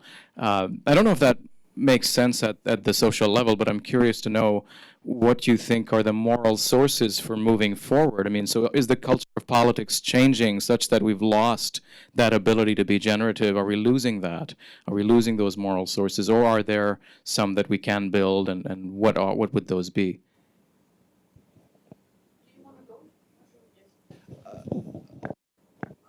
That's why I talk about the European Union as precisely a very successful attempt to overcome what were crises of identity. Catholics and Protestants had been fighting for 3 centuries or 4 centuries, right? Nations had been fighting for centuries. So the attempt to overcome this, and it was successful. It was successful. But now, of course, Europe itself overcame the Westphalian system within itself, but after having it globalized through colonialism. And now it's embedded in a world that cannot control. Part of the crisis today is precisely we've gone from a Western hegemonic global system controlled by the West, where's the center, to a new, really global age in which nobody can control the world, neither the US, nor Russia, nor China, nor anybody. We have to come to terms with this type of new global context, and what does it mean at every level, right? And all the problems are increasingly more global, right? And they can have only global solutions, I mean, going to degenerativity, but our system of sovereignty and our whole structure of identities that we've inherited from the West, from the European model of how to organize the world, obviously don't work very well today. And so we have to come to terms with another global context within which we can come to terms with those things. And in this respect, yes, we have to go beyond the identity of nation states. And So the cynical interpretation of what Jose just said is that after centuries and literally millions of people dying in the conflict between Protestants and Catholics, and after millions upon millions of people dying in the European wars, we just got tired of killing each other. And so out of the fatigue came Locke's letter concerning toleration, and Jefferson following from Locke deliberately the Virginia Statute of Religious Freedom, which came in the First Amendment of the Bill of Rights. And then out of the conflict of European states and all of that promiscuous bloodshed came the European Union. We're just tired. We have to find a different way and a different kind of identity that transcends. The hope here for something generative is that it doesn't require that long season of violence and conflict.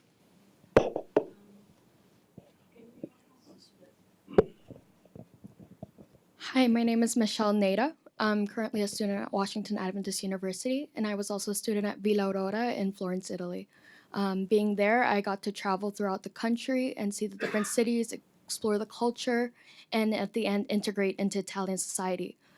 My question is, what is Europe doing about the different mafias, different criminal organizations coming and extending? Of course, there's always a Sicilian mafia, but after that, the Nigerian mafia has also infestated, and the Chinese mafia, including the Lombardo case in 2017. So how is the Vatican addressing that? How is the government addressing that?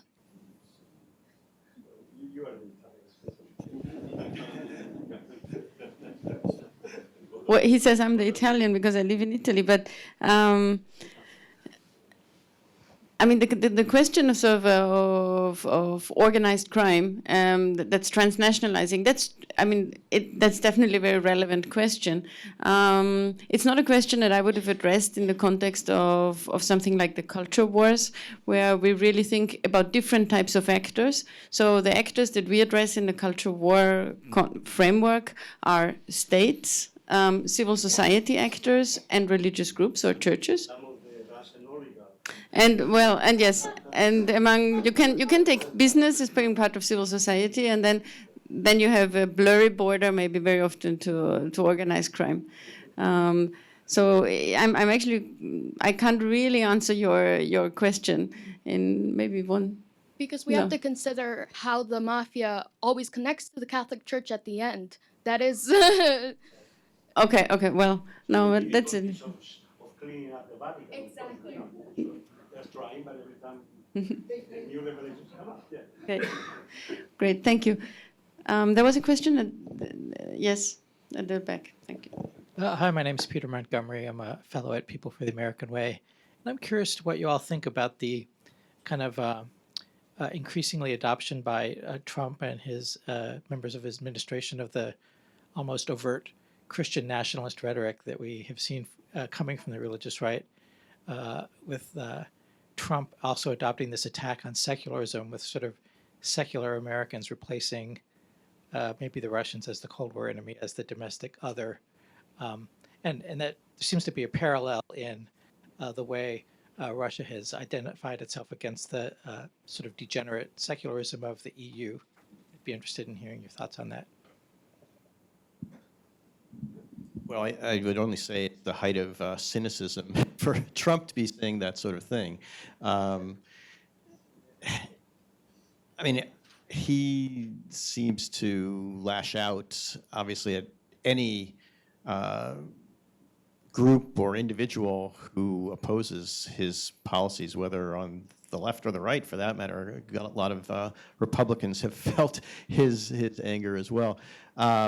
But I do think that the idea that secular liberalism is like the foe, I'm not sure how much he's put that out there, but certainly the Christian right puts that out there all the time. And he has become a vehicle for them, if only because he has political power. I mean, his past is certainly something that would not, one would think, lend itself to alliance with the Christian right, except, you know, if we take their moral views seriously, except as a vehicle for achieving some of their key policy goals, like, you know, reducing abortion rights or cutting back on gay rights and so forth. So, I mean, to me, that kind of language is, at least coming from him, a purely cynical set of statements. Maybe if I just also can come in on what you said about Europe, I think you're right.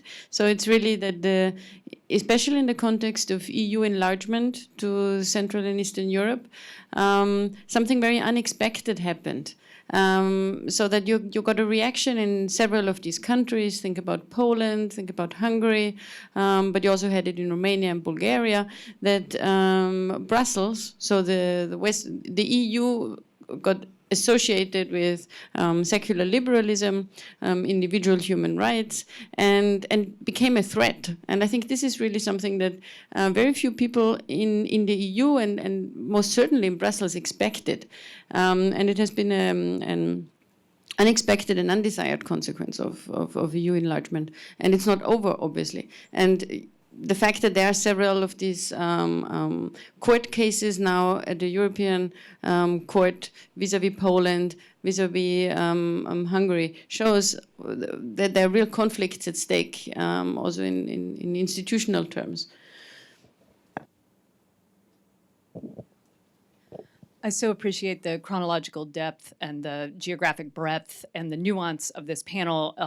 So I'm almost loath to bring it back to such a parochial issue. But since his name came up, the Trump frame, and Dr. Hunter, when you give us a term like culture wars and we frame this conversation in terms of globalizing an American redeployment of the Kulturkampf from 91 and 92, it invites this analysis. My question is, when you framed it for us at the opening, you talked about class resentment and a sense of being on the losing end, of being looked down on.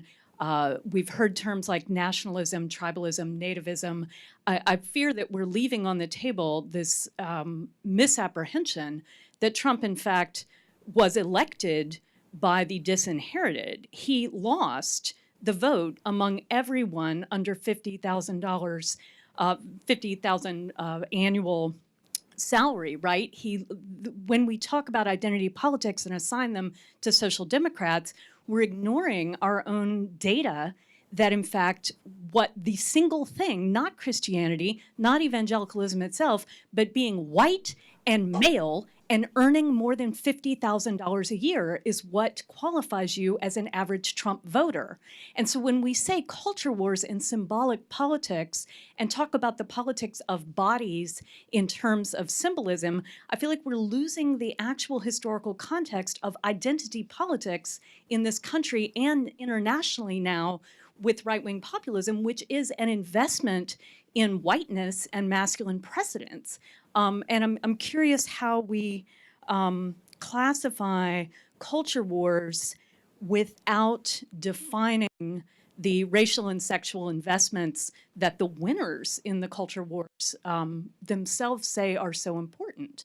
If Trump loses among African Americans, Latinos, women, poor people, young people, and yet somehow we don't identify whiteness and masculinity as the categories that voters are investing in, I feel like there's a hole in the middle of this analysis. To what extent is globalizing the culture wars a de-racialized frame for dealing with the outcomes of decolonization and the revolution against white supremacy, that Black bodies were the bodies that were initially shaking loose the consensus before the right got excited about abortion? They were excited about desegregation and interracial marriage. Well, I think you're asking really important questions, and I would simply affirm Jose's observation during his remarks that the gender revolution is really one of the truly original sort of revolutionary actions for centuries. And this is a world, these are cultures that are coming to terms with these kinds of changes. And in the case of conservatives, in the case of the Orthodox, and particularly those of religious faith, not coming to terms with it very well, coming to terms with it politically, and so on. So on the gender side, I think that Jose is exactly right, and you're exactly right to call attention to it. The data that I've seen, and I'm not as close to it as I was even a couple of years ago, so the class dimensions here are not so much about income as they are about education. Again, if we think about education of class status and power,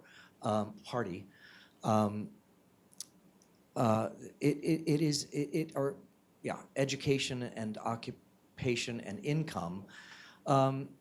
Education, I mean, there's a very clear dividing line between those who had a college degree and more, and those who may have had even some college education or no college education and below.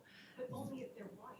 That only holds within whiteness. You can be a dropout who's non-white and you're not. No, I understand, but here I'm trying to disaggregate issues of social class and race. I think they all come together, but the education element has long been a dividing point within the culture war itself. So, and even on race, again, I think this is something that I haven't completely gotten my head around, because even within the Black community, and certainly within among women, there are divisions. I mean, especially within gender, right? There are a lot of women who voted for Trump. And we can't ignore that. So there are these dynamics. No question about it. But I'm still getting my arms around these things. Race was not an issue in the same way it is today as it was back in 1991 when I published Culture Wars. It was simply not as salient an issue in our public discourse as it is now. Not that it wasn't relevant, not that it wasn't important, but it was not understood certainly in the same way as it is today, and it wasn't nearly as politicized with the presence of white supremacists who are just boldly out there. I think that was much more suffused. Not that it wasn't present, but it was, I think, buried in a way in our public discourse in a way that it's not today. And these represent changes, and part, again, of the issue of the ways in which class, gender, and race come together to make the culture wars different today than it was in the early 1990s when I wrote.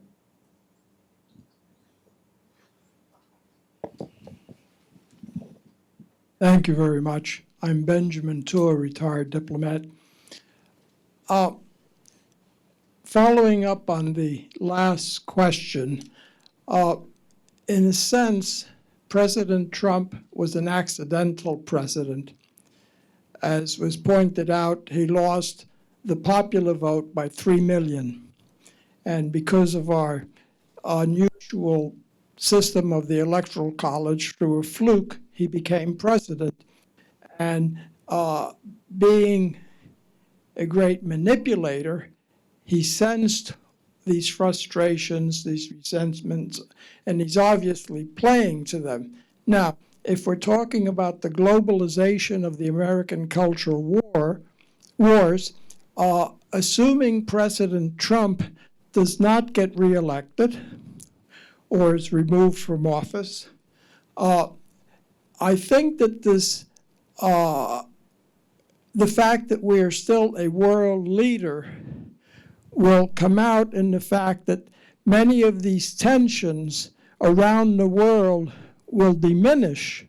It's not that they will have peace suddenly. There will be these conflicts and so on, but by setting a different example, that will have a profound effect on the dialogue in places like Hungary and Poland and even Russia, which unfortunately Democrats are demonizing beyond disproportionately. Thank you. Well, you know, I'd like to answer in a way on that, because I'm not sure I would really share that view, because if we look at Russia as being implicated in the globalizing culture wars, then this goes back much further, obviously, than the Trump presidency. So, I mean, you wrote your book in 2012. I started to look at these issues starting in 2014. And yes, with the Trump presidency and this heightened stress in the US on Russia, in a way, the subject became even more difficult to do research on, because suddenly it was politicized and sensationalized. But the fact that the American Christian right has gone elsewhere for support and has gone to Russia for support and has met in Europe with European populist parties, I think that's actually a dynamic that's quite independent from whoever is the president in the United States. So I'm not sure whether really that will change so much. And I may add, obviously the actors, international actors have changed. I mean, in Cairo and Beijing, it was the coalition of the Catholic Church and Muslims. I think it was the coalition of the Catholic Church and Muslims and Islam that was basically against gender rights and against feminism and so on. This has changed. And the issue of race, that was not an issue internally so within Europe, but now is a crucial issue.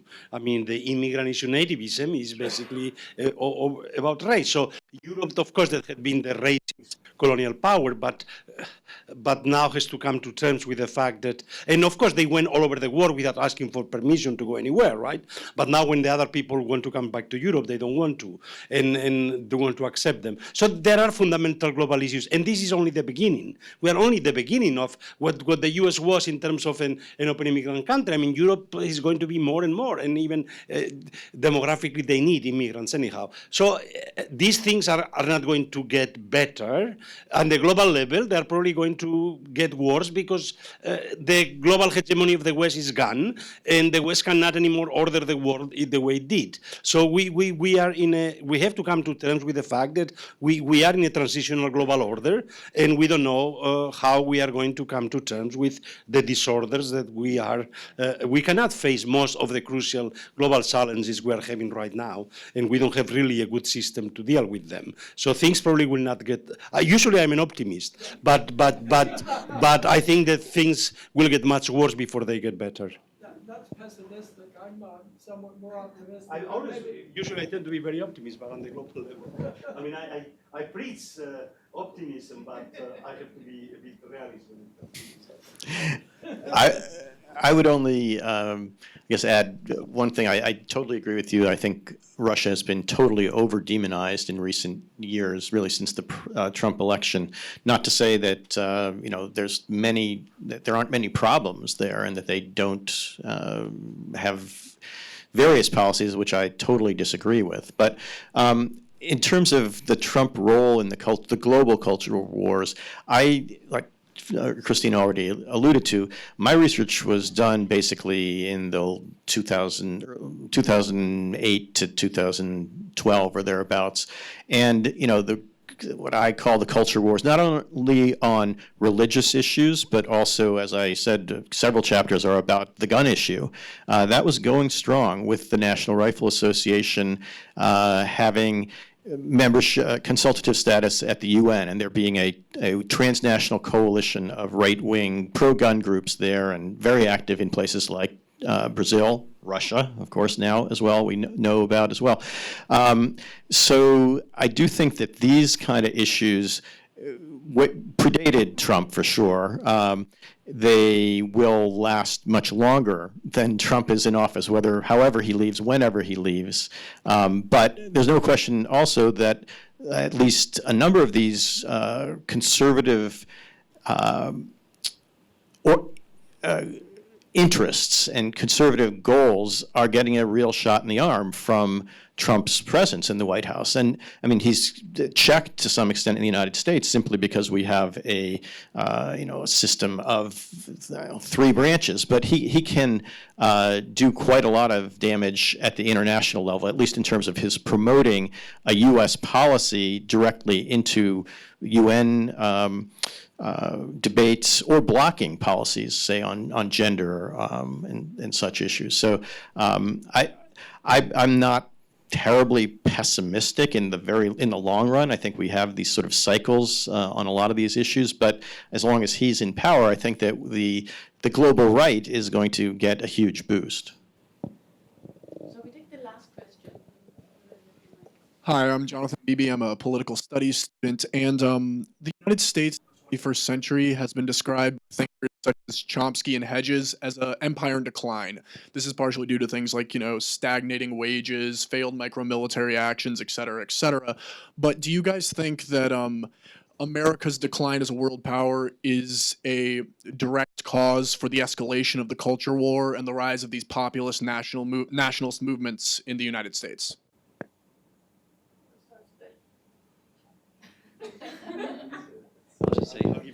So I think that that this unique moment that Jose described earlier between the end of World War II and the present was a liberal internationalist order, and it was largely designed and sustained by American power. And that power at some level and the liberal internationalist design was only reinforced by the end of the Cold War, the decline of the end of the Soviet Union. Yeah, I think that the culture war has been in existence for a very long time. I actually trace the roots to the Enlightenment itself. If you read Peter Gay's beautiful history of the Enlightenment, you can see the arguments that we hear today in the arguments between the clerics and the philosophes of the late 18th century. It's really quite interesting. So, but they've obviously broadened, they've built out, and they certainly preceded the, but the liberal internationalist order is, it seems to me, being fundamentally challenged right now. And it may be at an end. And in part, that has to do with, if not the decline of American military power remains very, very strong, obviously, but its economic power and its international authority it seems to me, is in decline. And those things spell, I think, real challenges for what follows. I'd have to say I disagree with a lot of what you just said. I personally really don't think the liberal international order, any part of those three phrases really ever existed. And I'm much more sympathetic with the view that American dominance since certainly, World War II, but especially post-Cold War, is a kind of empire. And I think the U.S., when you come to the issue of liberalism, we had no problem whatsoever violating international law whenever it did not serve our interests. And to therefore call us the defender of a liberal order is just not historically accurate.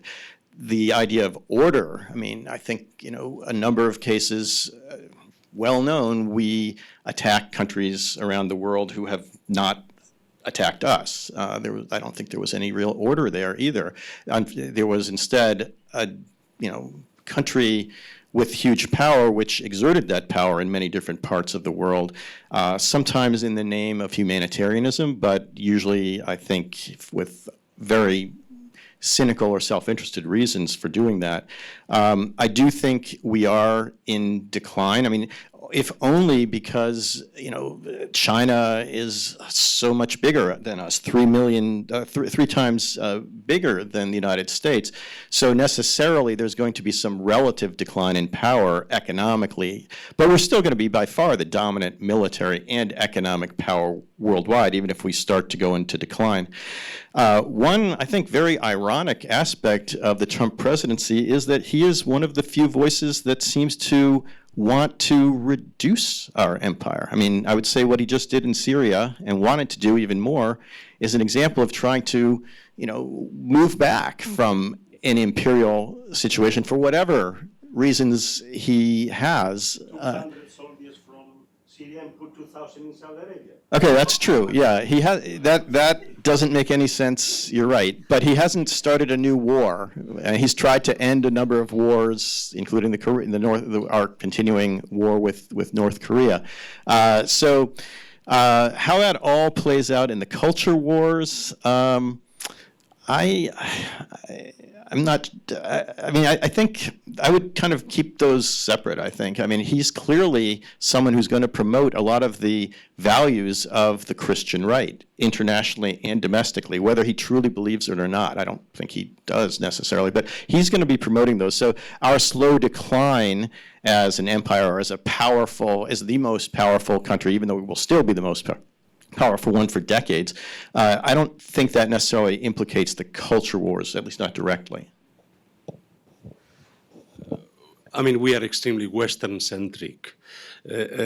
Look, 2/3 of the global human population are in Asia today. The West is becoming demographically ever smaller and is also changing its demographic population.